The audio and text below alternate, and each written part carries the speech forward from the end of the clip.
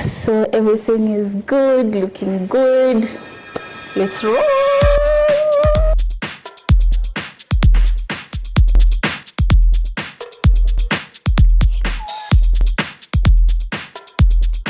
Yes. Like the hell? That is offensive. I find that video very funny. Hey guys, my name is Florence Kisombe and welcome to the first episode of Be You, Be True, where this is a safe space where we're being true to ourselves. We're just discussing and having great conversations about our day-to-day life. And of course, when you're true to yourself, you show up differently, you thrive, and you achieve your goals, of course.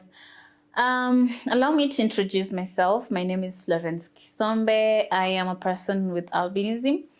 And a bit about my childhood. I grew up in a village back in Coast. I know, yeah, with all this kizungu, how did I grow up in Coast? But yes, my childhood was a bit different compared to the many stories we hear about persons with disabilities or person with albinism, where it always involves a lot of negativity. I grew up in a very embracing community, had a lot of friends, played a lot of games, high school, a loving household. Like some of the games, of course, as millennials, it's like the uki, the sheki, like the skipping ropes and all those things. I played all of those, and one aspect that I still do enjoy to date is the attention. I had a lot of friends because they thought I was different, pretty, and they wanted to be my friend. Out of that, I became very confident. Always knew like I've got it, I'm beautiful, I can do whatever I want. And all this normalcy, I never for a moment thought otherwise of myself, or like even knew much details about albinism. So I grew up just knowing I'm a normal child, loved and cared for, without even thinking much about albinism. So fast forward, when now I joined Campo. I came to Nairobi for campus. That was back in, hey, I can't tell my age. But anyways, I've just said late teens. I joined Campo in my late teens back in 2012 rather, sorry. In Nairobi, of course, the University of Nairobi, the main campus, which is in CBD. And there it's when I started noticing different things in different magnitudes. Like for instance, the attention grew. Like everywhere I went, ningenda class, ningenda like being in Tao, the attention was crazy. And then every time I worked with my friends, or like what one gets mama, and then people would be like, hey, you're so beautiful, and I'm like, duh. For me it was normal. Like I've always been beautiful, always been confident, but it was different for so many people here in Nairobi.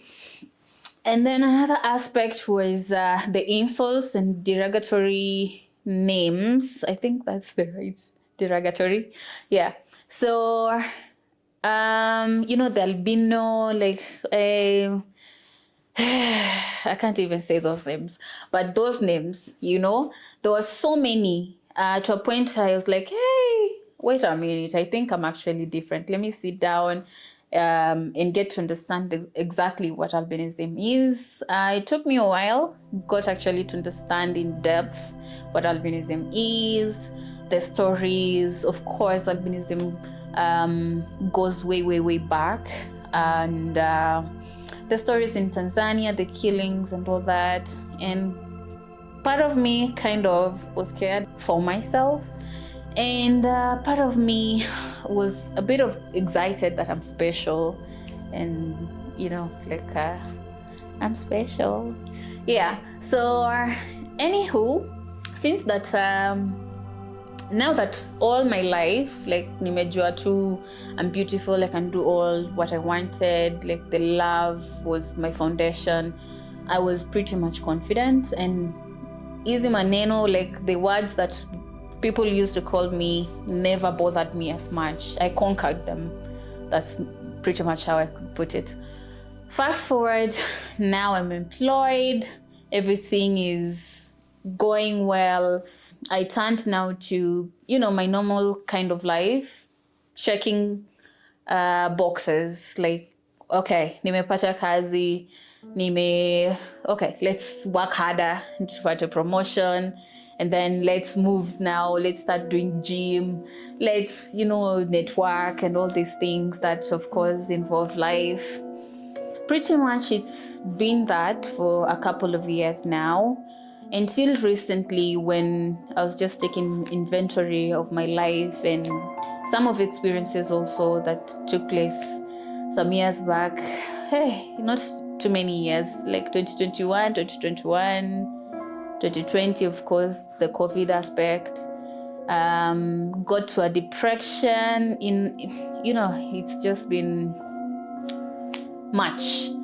But when I was taking inventory, I came to realize there's a part of me that I'm suppressing in a way. That is me having albinism, the albinism side of my life. Like all the rest of, you have a job, you have a salary, you're paying your rent, of course. Okay, where are we investing? Like, what is next? Do we have a side hustle? All those things, I'm kind of checking the boxes. But the aspect of albinism and what happens to the young child who's coming up, who is growing with albinism, I do not have like a voice that speaks to her.